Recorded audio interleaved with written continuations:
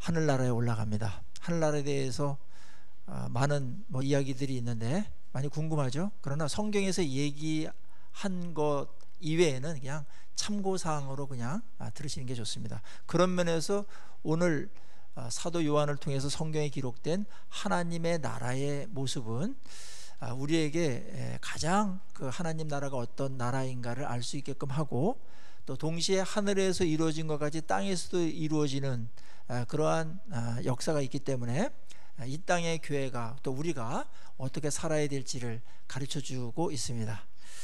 자, 요한이 4장에서는 뭘 봤습니까? 하나님의 보좌를 봤죠. 거기서 영광과 찬양이 올려졌습니다. 하나님의 절대 주권을 갖고 있는 그곳을 조명하면서 그 주위에 성도를 대표하는 24 장로들이 있었고, 천사를 대표하는 4 생물들이 있었습니다. 거기에 또 성령님이 있었습니다. 거기서 놀라운 찬양이 그 보좌에 앉으신 분께 집중됐었습니다. 오늘은 그 화면을 이제 어린 양에게로 옮깁니다. 어린 양에게로, 예수 그리스도죠. 이거는 굉장히 중요한 그런 이동인데, 오늘 사도가 딱 보는 환상이 맨 먼저 뭐가 뛰냐면은 두루마리가 딱 보이는 거예요. 1절에 보니까 보좌에 앉으시니 하나님의 오른손에 뭐가 들렸어. 딱 보니까 두루마리가 딱 떠요. 두루마리가 책이죠. 옛날에는 이런 책이 아니고 이렇게 양표지를 이렇게 말아가지고 한 거기 때문에 아마 긴 두루마리가 있었습니다. 근데 그 두루마리가 앞뒤로 다 빽빽하게 뭔가를 써놨어요. 그리고 7 인봉으로다가 봉해져 있었습니다. 그러니까 이 책의 성격을 아시겠죠? 이 책은 성경책은 아닙니다. 이 책은 요한도 딱 직감해서 알았지만 구원이 어떻게 이루어지고 어떻게 전개되다가 어떻게 마무리되는지, 그런 큰 하나님의 그 역사 프로젝트가 이 한 권의 책에 요약된 겁니다. 굉장히 상세하게. 이게 언제 기록됐는지는 모르겠으나 비밀로 계속해서 유지되고 있었다. 예수 그리스도도 사실은 그런 면에서 비밀이었었죠. 예수님이 오시고 우리를 위해서 죄사함을 하기 위해서 이 땅에 오셨다. 그것 자체가 인간이 만들어낸 고안한 그런 게 아니었습니다. 상상의 산물도 아닙니다. 두루마리 책에 있었던 일부가 소개된 것으로, 실행된 것으로 그렇게 보는 것이 맞습니다. 자, 어쨌든 이 비밀 문서가 하나님의 오른손, 전능자의 오른손에 딱 붙들려 있는데, 이 비밀 문서는 아무나 취급할 수가 없어요. 이것을 인수받아서 봉을 떼는데도 어떤 자격이 필요하고, 읽고 선포하고 실행해야 돼요. 이걸 이룰 수 있는 자가 누가 있겠습니까? 아무도 없었습니다. 오늘날에도 그 국가의 큰 기밀 문서는 아무나 취급 허가를 내지 않죠. 그 기밀 문서는 큰 어떠한 그 견고한 그 금고 같은 데 보장되어 있고, 여러 문을 따고 들어가서 열쇠도 많이 있죠. 근데 열쇠를 최고 책임자가 갖고 있죠. 그래 비밀이 유지가 되니까요. 마치 이 기밀 문서가 그랬습니다. 저도 이제 군대에 있을 때 2급 비밀을 취급했거든요. 여러분들 2급 비밀이 얼만큼 어마어마한지에 대해서 아마 상상을 못할 겁니다. 대외비도 굉장히 중요한 비밀이거든요. 대외비도. 그거 잘못했다가는 그 기밀 누설로다가 엄청난 형을 받아요. 저는 여기서 말해도 될지 모르겠지만 이제 암호를 해독하는 자였거든요. 북한에서 이렇게 내려오면 암호 막 때리거든요. 이렇게 그 라디오로다가 그것도 해석하는 것도 있고, 근데 작전, 아주 중요한 작전 뛸 때 이제 암호사들을 동원해가지고 그걸 합니다. 연대 1명밖에 없습니다. 왜냐하면 비밀을 취급하는 자가 많을수록 비밀을 유지하기 힘들기 때문에 극소수를 줄입니다. 그리고 그 사람의 신변이나 이런 것들이 굉장히 중요해요. 만약 납치를 당했다든지 그러면 모든 암호 체계가 다 바뀌게 됩니다. 공군, 미군까지 마찬가지입니다. 함대, 우리나라 모든 전군, 육해공군 암호 체계가 똑같은데 그걸 다 바뀌는 거예요. 다 폐기 처분해야 됩니다. 한 명이라도 누설되면 다 쓰레기가 되는 겁니다. 그러니까 얼마나 그게 중요하겠습니까? 그래서 그거 하나 잃어버리면 최소한 15년 징역입니다. 제가 그 스트레스를 엄청나게 받았어요. 물론 혜택도 많이 받았지만 비밀을 맡은 자의 이 중압감이라는 게 엄청나더라고요. 그래서 뭐 잠잘 때도 가끔 막 잃어버려 가지고 막 으악 하다 깨고 막 이럴 때가 있습니다. 비밀을 맡은 그것은 우리에게 영광일 수도 있는데, 근데 그거를 오늘 하나님의 이 비밀, 그거를 누가 이거를 뗄 자격이 있으며 또 떼고 뭐 읽어주는 정도는 누가 하겠을지 모르겠으나 그거를 누가 실행해 가지고 완성해야 될 자가 누구냐, 이 문제가 이제 대두가 되는 겁니다.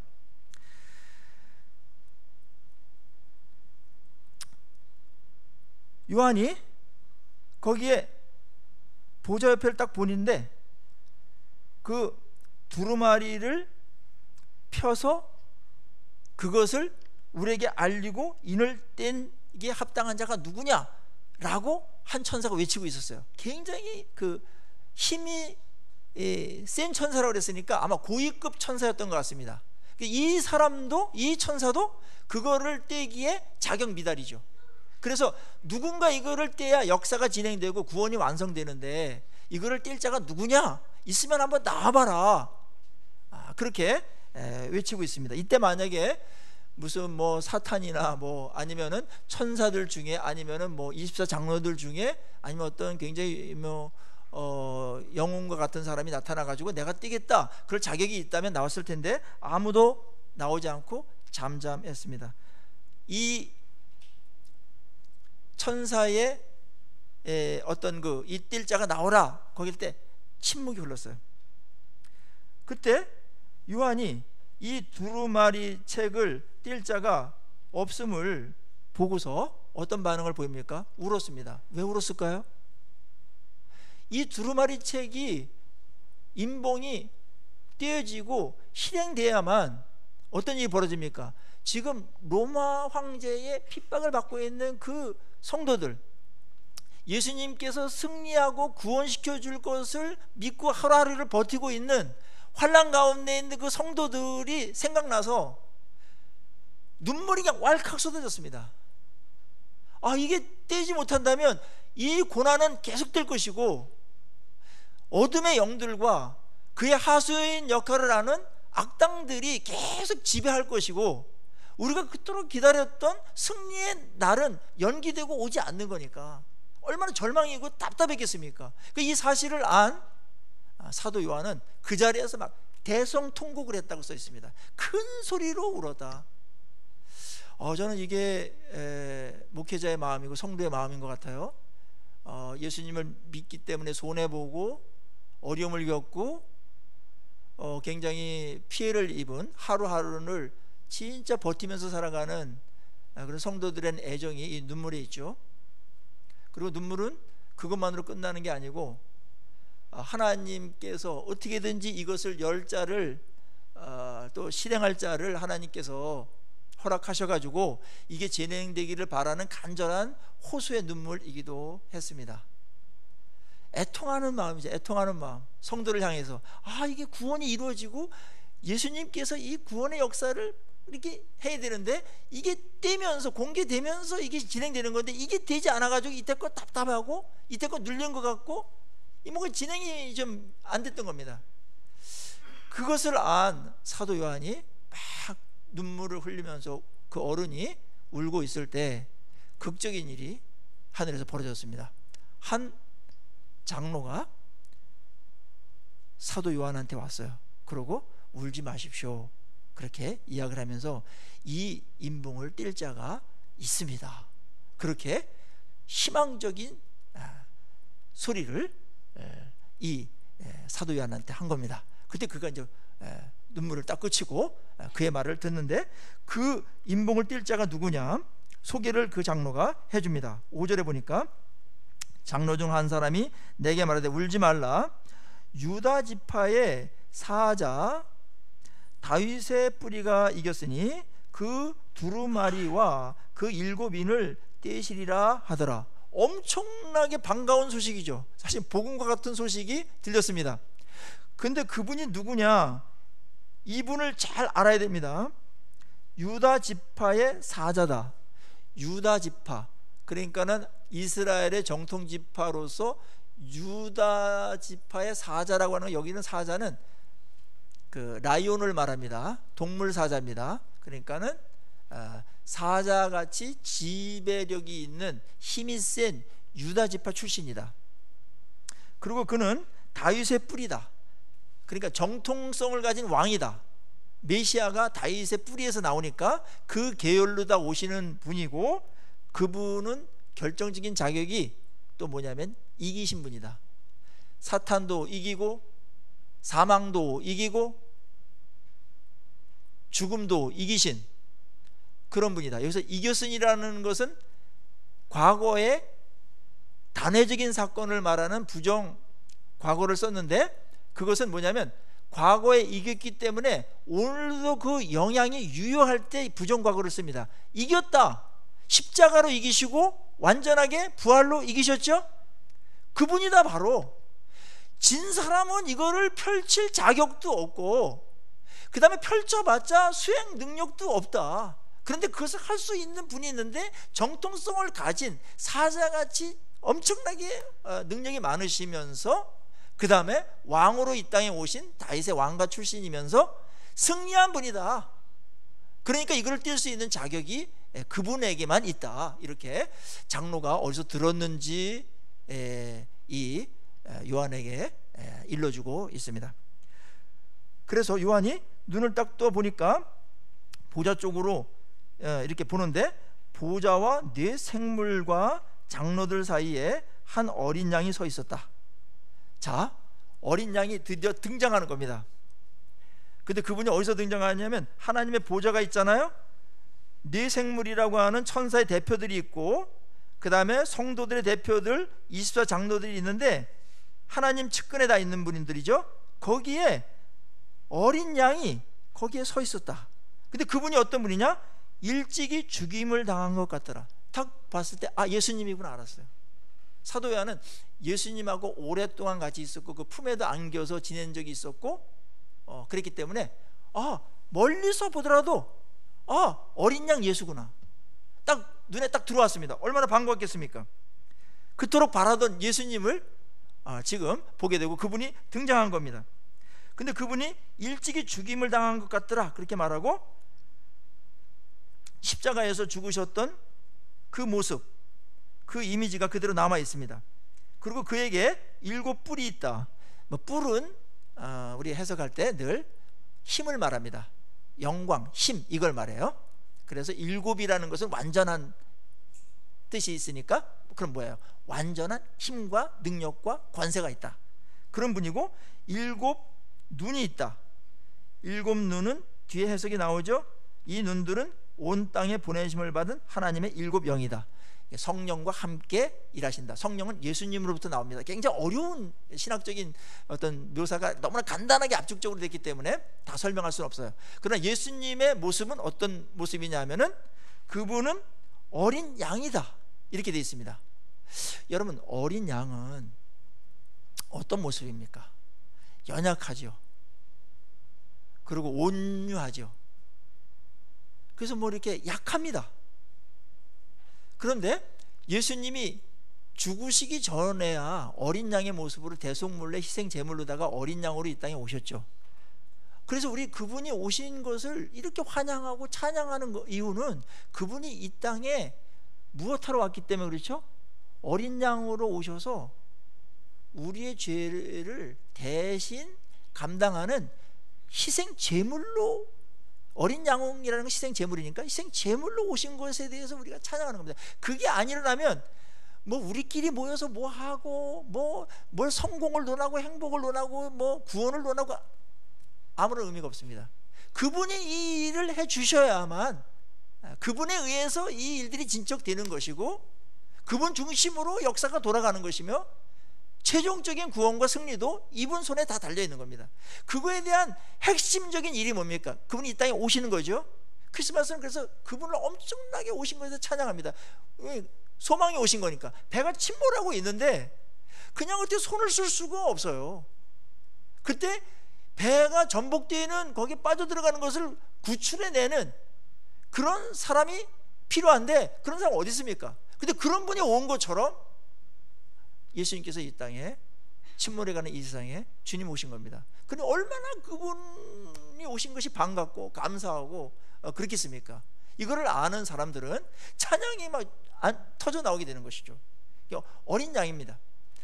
자, 어린 양이라고 이렇게 묘사한 것은 조금 의아해요. 그러면서도요, 그때야 그렇게 어린 양의 역할을 하셨기 때문에 그때는 어린 양으로 부르셨겠지만, 사명과 어떠한 이 땅에서의 모습이 그러셨기 때문에 그랬지만, 그분은 그것을 완수하시고 승천하시고 하늘에 보좌에 앉아 계시잖아요.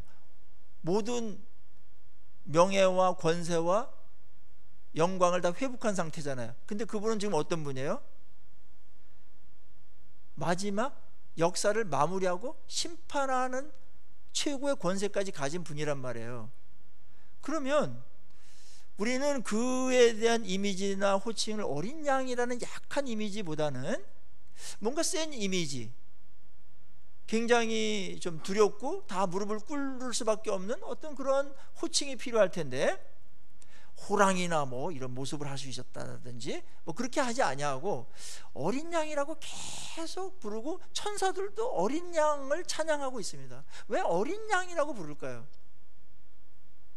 이게 오늘 우리가 예수님을 아는 데 있어서 굉장히 중요한 시각입니다.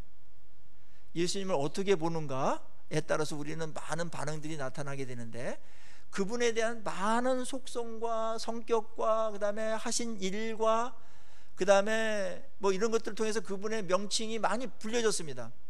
그런데 그 많은 속성들과 명칭들이 다 합해져야 그분의 완전체가 좀 드러나겠으나, 그러나 천국에서 예수님에 대한 호칭이 어린 양으로 그렇게 천사들도 24장로들도 모두가 그렇게 부르는 이유가 있어요. 그것은 뭐냐면, 그분의 많은 속성에도 불구하고 그분의 그분 되심, 예수님의 예수님 되심을 가장 정확하게 나타낼 수 있는 호칭은 어린 양입니다. 한때 우리의 죄를 위해서 희생 제물로 드리실 때만 어린 양이 아니고, 그분이 그거를 하신 이후에도 여전히 어린 양이 그분의 영광과 존귀와 찬양을 받기에 합당한 것으로 지금 불려지고 있는 것입니다. 그래서 우리의 예배는 하나님께 또 예수님께 예배를 드리는 건데, 예수님께 예배를 드릴 때 우리가 인식해야 될 예수님의 이미지와 또 예수님의 임재를 생각할 때 어떤 분으로 해야 되냐면, 어린 양, 우리의 죄를 담당하시고 희생 제물을 드리시고 우리의 죄를 대속하셔서 우리를 구원해 주신 그 십자가에 달리셔서 우리 죄를 다 탕감하신 예수 그리스도, 그분 때문에 예배가 가능해진 것이고, 또 예배가 예배다워질 수 있는 것은 어린 양께 우리가 집중할 때입니다. 우리의 신앙에 있어서 많은 해야 될 일들이 많고 하나님을 바라보는 시선도 많이 있으나, 여러분들 핵심적인 것은 뭐냐면, 그분이 우리를 위해서 희생하고 죽으시고 제물이 되셔서 우리를 구원해 내셨다라는 거, 이게 근간으로 깔고 가면서 다른 이미지들이 합해져야 되지, 이 부분이 만약에 없어진다면 우리의 예배는 병들고 말 것입니다. 우리의 신앙도 마찬가지입니다. 여러분 어떻습니까? 우리 예수님을 대할 때 예수님은 나에게 어떤 분으로 요즘 다가옵니까? 물론 상황에 따라서 예수님이 여러 면들을 통해서 우리를 도우시고 위로하시고 그렇습니다. 그래서 7교회에도 예수님이 필요한 이미지로 다가오시고 설명하시죠. 그거는 좋은 겁니다만은, 그러나 우리가 언제든지 그분의 이미지가 어땠든지 간에, 그분이 어떤 속성을 가졌든지 간에 우리 놓치지 말아야 될 것은 그분이 어린 양이라는 것, 여기가 신앙의 핵심입니다. 그래서 사도 요한은 어린 양으로도 표현하고 있습니다. 그러나 그분의 어린 양은 또 다른 이런 것도 있어요. 어린 양은 온유하고 겸손하고 누구나 다가갈 수 있죠.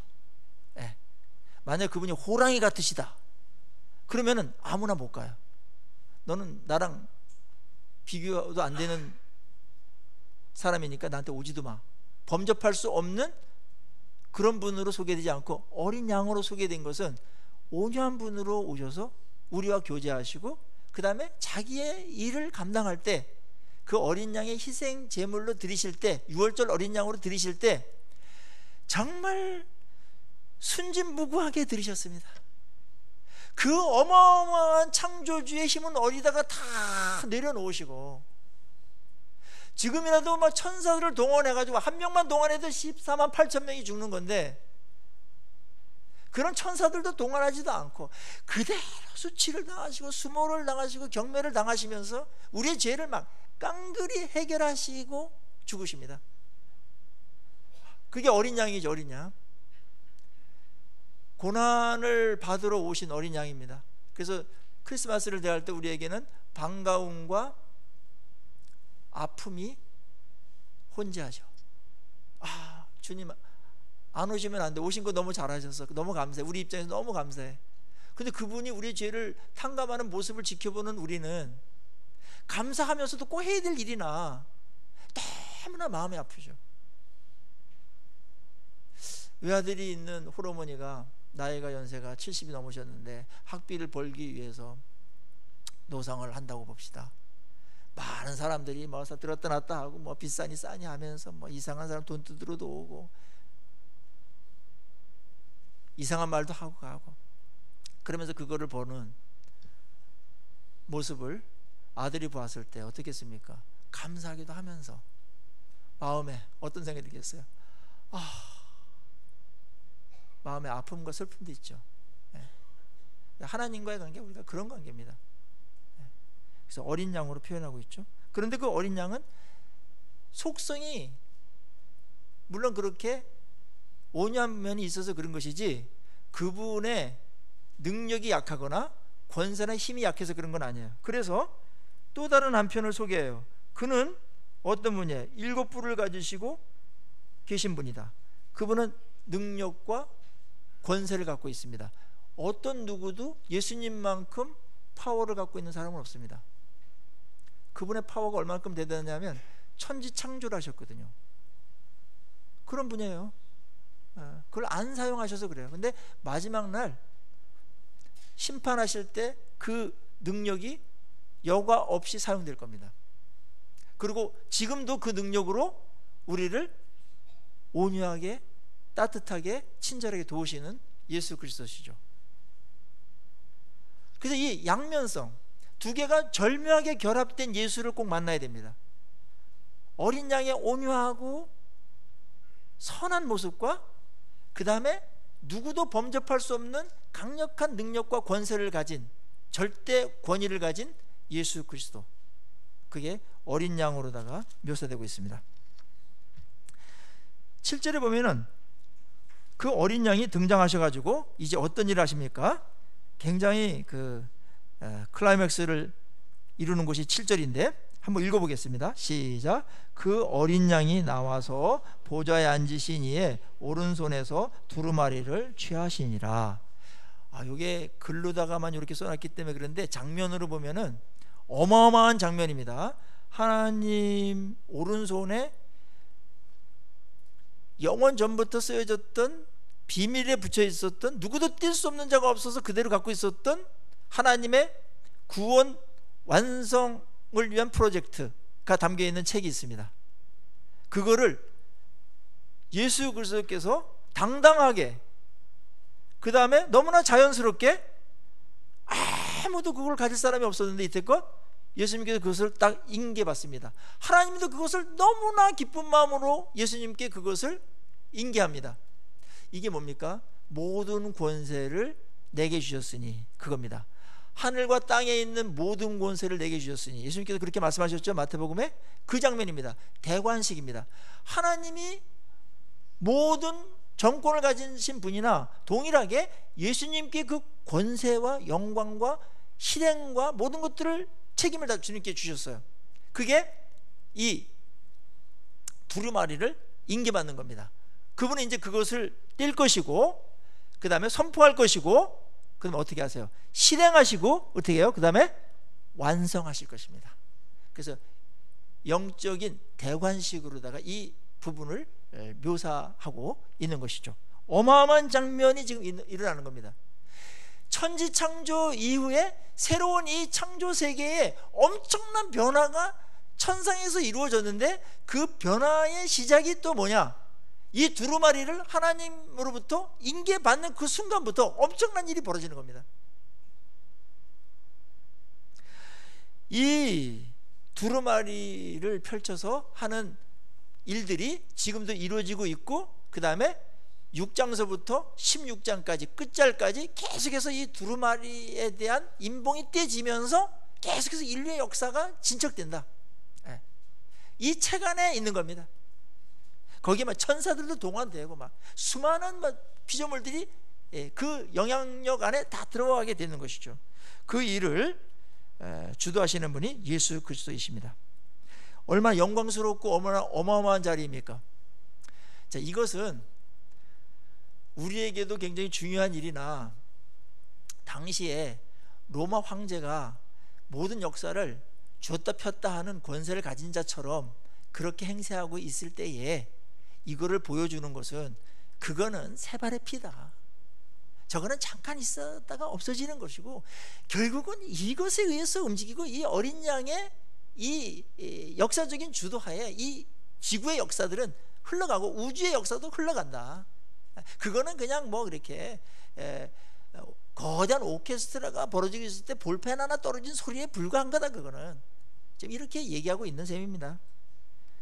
우리는 항상 이 싸움의 한가운데 있기 때문에 언제든지 우리가 붙들어야 될 자는 바로 이 온 역사를 주관하시는, 완성해야 하시는 예수 그리스도께 이 권세와 영광이 세세토록 있다라는 것을 인식하면서 가는 것, 그게 우리 성도들이죠. 그래서 이 어린 양의 이 모습을 보는 순간, 내가 지금 어디에 와 있으며, 또 우리는 누구며, 또 교회는 뭐며, 또 미래는 어떻게 전개될 것인지에 대해서 너무나 큰 그림이 우리에게 보여지는 겁니다. 이게 아니면 어느 누구도 다 비밀입니다. 미래에 대해서는. 미래는 다 비밀입니다. 뭐 점쟁이들이 뭐 미래를 맞추려고 하고 그러는데, 귀신은 과거는 맞히는 능력이 있어요. 쪽지게처럼 맞히기 때문에 많은 사람이 속는데, 뭐냐면 과거를 맞히니까 미래도 맞히겠거냐 해가지고 점집에 엄청나게 이제 들락날락하고, 어떤 분들은 예수님을 믿으면서도 또 한번 거기도 한번 가볼까 이러는 분들이 있다고 그러는데, 그렇게 하지 마십시오 제발. 그거는 아주 그 신앙이 안 좋은 겁니다. 예수님을 불신하는 겁니다. 미래는 온전히 누구에게 맡겨 있다? 예수님께 맡겨져 있습니다. 미래는 누구의 것도 아닙니다. 예수님의 것입니다. 과거는 지나갔으니까 뭐 확인된 거니까 뭐 말 수도 있고 정보도 있고, 그러나 미래는 아무도 모릅니다. 내일 모릅니다. 한 치 앞도 모릅니다. 그거는 예수께서 봉해 놓은 겁니다. 예수님께서 뭐 그날과 그 시는 아무도 모른다라고 이렇게 봉했던 것처럼, 뭐 그날과 그 시만 모릅니까? 미래에 대해서 다 모르죠. 물론 예측도 할 수 있고 어떤 흐름이 있기 때문에 그것 갖고서 이렇게 확률도 할 수는 있으나, 그러나 인류 역사가 어떻게 될지, 미국이 어떻게 될지, 뭐 북한이 어떻게 될지, 뭐 우리나라는 어떻게, 일본은 어떻게 될지, 뭐 중국은 아무도 모릅니다. 그때 로마가 어떻게 될지, 이렇게 될지 누가 알았겠습니까? 근데 예수님만이 계속 말한 거예요. 성경에 이때 로마가 한창 중흥기였거든요. 미국과 중국을 합해놓은 것만큼 힘이 셌습니다. 누가 로마가 망하리라고 누가 예언을 하겠습니까? 성경만이. 이때는 말도 안 된다. 로마가 망해? 법이 그렇게 완벽하고 완벽한 국가, 이때껏 지구상에 존재했던 모든 국가 중에 모든 장점이 있는 국가, 완벽한 국가, 로마가 망해? 택도 없는 소리 하고 있네. 세상은 다 성경을 보면서 우습게 생각했습니다.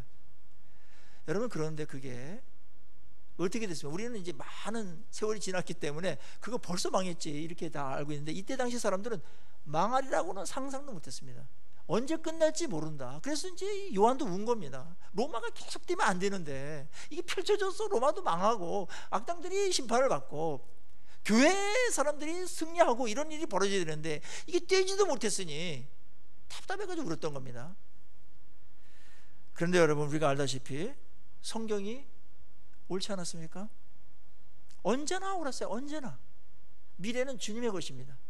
그래서 여기에 예언이 많이 있는데 예언에 대한 성취된 게 우리는 많이 갖고 있어요. 앞으로 뭐 주님이 다시 오시고 미래가 어떻게 될 것에 대해서 주님이 이야기한 것은 아직 진행되고 있는 것입니다만은 큰 그림은 이미 정해져 있습니다. 요한계시록과 많은 책에서, 성경에서 미래가 어떻게 될 것인지에 대해서, 어떤 방향으로 갈 것인지에 대해서 이야기하고 있잖아요. 그래서 오늘 우리에게 벌어지고 있는 일들에 대해서 너무나 두려워하거나 호들갑을 떨거나 뭐 그렇게 할 필요가 없습니다. 주님 붙들고, 미래는 아무도 모르니까 주님께서 주도하시기 때문에 오늘 하루를 성실하게 살고 오늘 주님께 예배를 드리고 말씀 따라 사는 것, 그리고 여러분 마음에 평안을 누리고 하는 것 최고입니다. 이거를 더 나간다면 여러분들은 엄청난 쓸데없는 걱정을 하다가 세월 내월 보내면서 인생을 소비하고 말 것입니다. 여기에 자유가 있고 평안의 근원이 여기에 있는 줄로 믿습니다. 어린 양에게 있습니다. 그래서 여러분들 두렵거나 미래에 대해서 마음이 굉장히 불안하거나 그럴 때 어린 양에게로 오십시오. 그분이 여러분들을 구속해 주셨을 뿐만 아니라 여러분들의 문제로부터도 구원시켜주고 여러분 심리적이거나 어떤 삶으로부터도 어린 양께서 여러분들을 사랑하시고 맞이해 주시고 여러분 도와주실 것입니다. 그분의 전능하신 능력과 모든 것을 볼 수 있는 시각을 갖고 여러분들을 적절하게 최선을 다해서 도와주실 것입니다. 어린 양입니다. 어린 양. 저는 이거를 보면서 와, 어린 양의 이 영광과 이 권세와 이 힘과 그 능력이 이렇게 대단했나 하면서 다시 놀랐어요. 물론 개념적으로는 알고 있죠. 우리가 신앙 고백도 하죠. 전능하사 나오잖아요. 그러나 전능하고 또 오늘 이 상황 속에서 문제를 다루는 문제하고는 또 다른 거예요. 우리가 이런 거 있잖아요.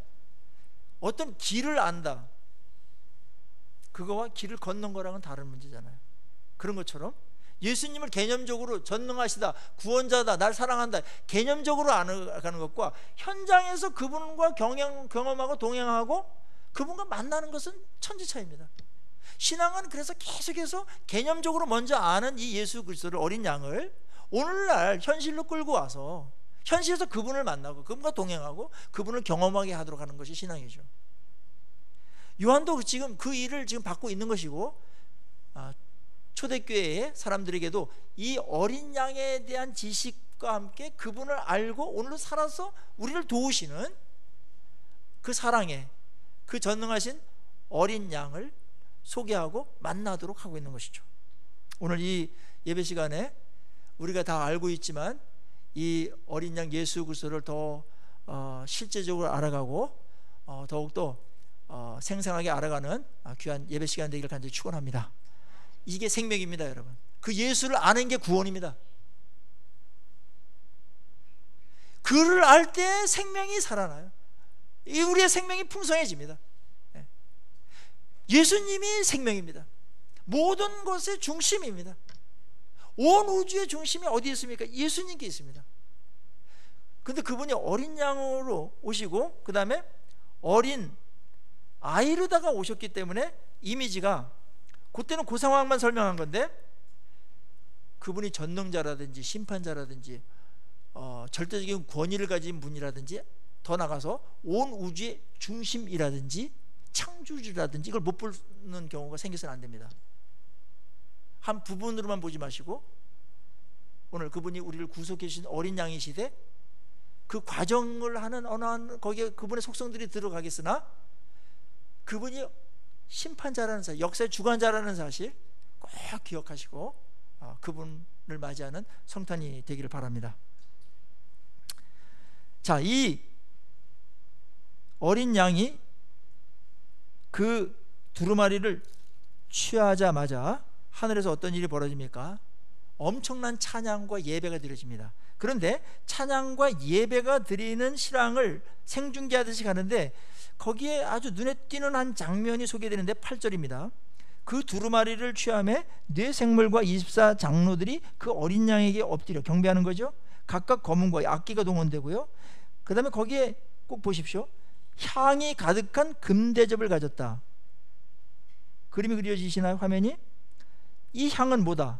성도의 기도다. 성도의 기도가 소개됩니다. 이거는 놀라운 기록인데요. 천상에서 예배가 드려지는데 거기에 성도의 기도가 맨 먼저 소개되고 있다. 뭘 말하죠? 하나님께서 예배 때 기뻐 받으시는 것 중에 하나가 뭐예요?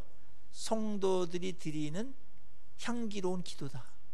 그걸 금대접에 받았다는 것은 아주 존귀하게 여기는 것이고, 이걸 누가 이 기도를 모아가지고 보좌 앞으로 올려가죠?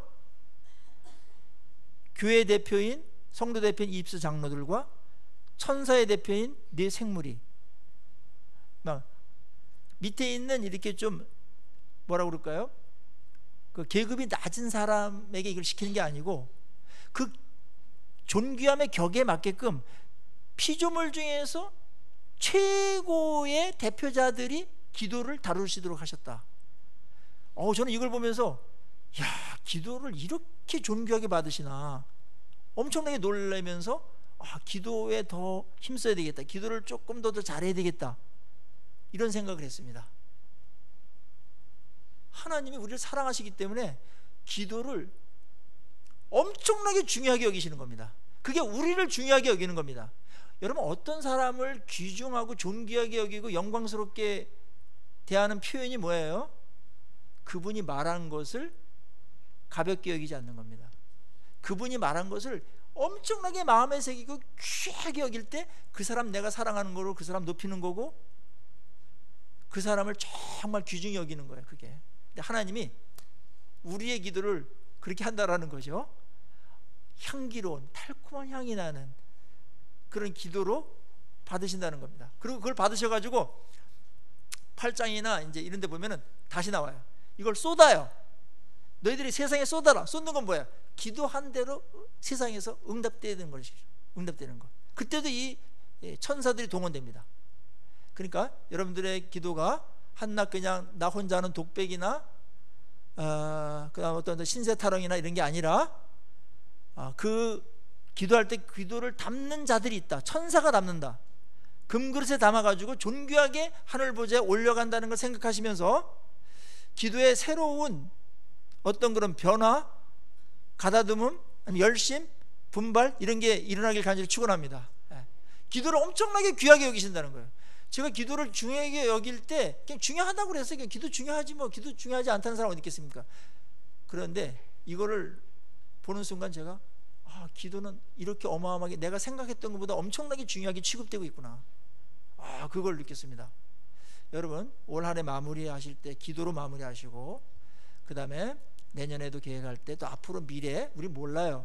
그런데 그거는 하나님께서 무엇을 갖고서 또 우리 미래도 만들어 가시죠. 두루마리 책에 있는 것에서 가나 뭐예요? 성도의 기도를 가능하면 들으시면서 그것을 배려하면서 가신다. 이게 이제 권세입니다.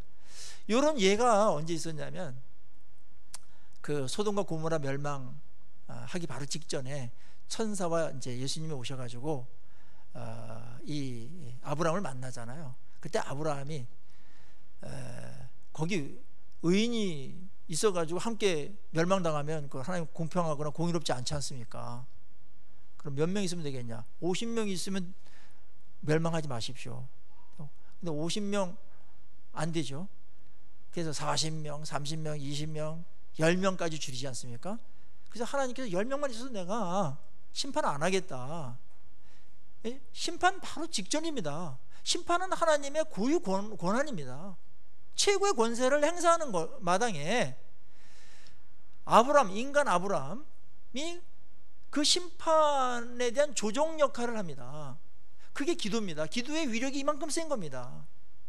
기도를 가볍게 여기지 마시고 뭐 기도해봤자 되겠어? 이렇게 하지 마시고 기도하시기 바랍니다. 심판이든 그것이, 심판보다 더 큰 문제가 어디 있겠어요? 거기에도 성도의 기도가 관여하고 영향을 끼친다라는 걸 꼭 기억하시기 바랍니다. 이런 면에서 성도에게 엄청난 권세를 줬는데도 불구하고 또 하나님께 이걸 엄청나게 기뻐하시는 예배를 받으시는데 만약 기도를 우리가 정말 너무나 안 한다 그러면 하나님을 너무 모르는 겁니다. 더욱더 기도 향기를 올려드리는 우리 유라 소망교회가 되길 간절히 축원합니다. 그렇게 하십시다. 그럴 때 막 그걸 받으셔가지고 존경, 그 올라가는 그 모습을 보세요. 여러분 기도를 받으셔가지고 하나도 땅에 떨어지지 않습니다. 하나도 흘릴까봐 금대접에 막 아주 애지중지하면서 막 그렇게 올려갑니다. 그리고 하나님께서 보좌에서 딱 보신 다음에 그대로 그걸 엎으라고 합니다. 엎으라고 하는 것은 응답이거든요. 시간이 걸리고 방법이 좀 있고 하나님의 타이밍과 어떤 하나님의 방법에 있어서는 그러면 주권에 맡겨야 되지만, 우리가 해야 될 일들은 일단 기도해놓고 보는 것입니다. 그리고 우리의 많은 일들을 가만히 보면은 기도의 응답으로 올해를 살았던 것, 기도의 응답이 많이 실현됐던 것, 뭐 다는 아니라도 나중에 가면 될 수 있거든 고쳐지는 것도 있겠으나, 대부분 보면은 기도로다가 오늘 여기까지 왔고 기도의 응답으로 역사도 진행되는 줄로 믿습니다. 그것은 현실입니다. 그러면서 찬양이 터져 나오죠. 천국에서 찬양이 막 엄청나게 터져납니다. 모든 피조물들이 찬양하고 천사들이 찬양합니다. 만물들이 하나님께 찬양을 합니다. 찬양의 내용은 요약하면 이런 거예요. 하나님이 그 두루마리를 받으셨다, 그거에 대한 찬양이 있어요. 엄청난 일이 벌어진 거니까 그 예수님께 찬양과 경배를 올리고, 그 다음에 그분이 어린 양으로서 우리의 죄를 핏값으로 대신하시고 하나님께 우리를 드리셨다, 그거에 대한 찬양이 울려 퍼집니다.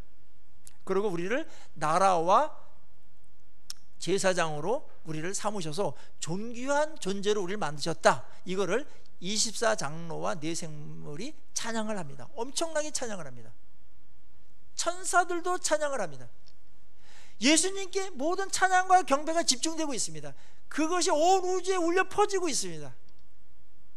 이걸 보면서 우주의 중심은 무엇인가 우리는 생각하게 되죠. 바로 어린 양 예수 그리스도입니다. 보기에는 어린 양같이 온유하고 그렇게 생기셨으나 그분이 창조의 주이시며 만왕의 왕이시며 역사의 주관자시며 영광과 존귀를 받으시기에 합당한 유일한 분이시며, 역사를 끌고 가시다가 마무리하실 대심판 주라는 이 놀라운 주님에 대한 계시가 하늘에서 찬송 속에, 찬송의 가사 속에 계시되고 있죠. 예배는 바로 이런 겁니다. 그분을 알아가는 겁니다. 그리고 우리가 교회에 나오는 유일한 이유가 하나가 있다면 다른 게 아닙니다. 예배를 그 어린 양께 드리기 위해서 나오는 겁니다. 여러분 오늘 교회 나오실 때 왜 내가 교회 가지? 이런 생각 하신 적 있으신가요? 물론 이것이 너무나 당연한 거기 때문에 예배 드리러 가지, 그렇게 생각을 하셨을 텐데, 그건 개념이고 또 습관이고, 그러나 좀 더 구체적이고 치밀하고 집중력이 필요합니다. 오늘 나 예배 드리러 간다, 그 어린 양께 만주의 주님을 만나러 간다, 그분을 높이고 찬양하고 경배하러 간다, 그게 내가 교회에 오는 유일한 이유이며 모든 이유다. 그것 이외에 다른 이유가 있어서는 안 됩니다, 여러분. 그게 된 다음에 뭐 교제도 하고 뭐 그거 한 다음에 뭐 봉사도 하고 그거 다음에 뭐 다른 뭐 이야기도 해야 되지. 이교가 사라지고 희미한 상태에서, 초점이 없는 상태에서 다른 것 하는 것은 교회의 존재 목적과도 맞지 않아요. 그리고 우리가 구원을 받은 자로서 하나님을 대하는 태도도 어울리지 않습니다. 우리의 예배는 살아있습니까?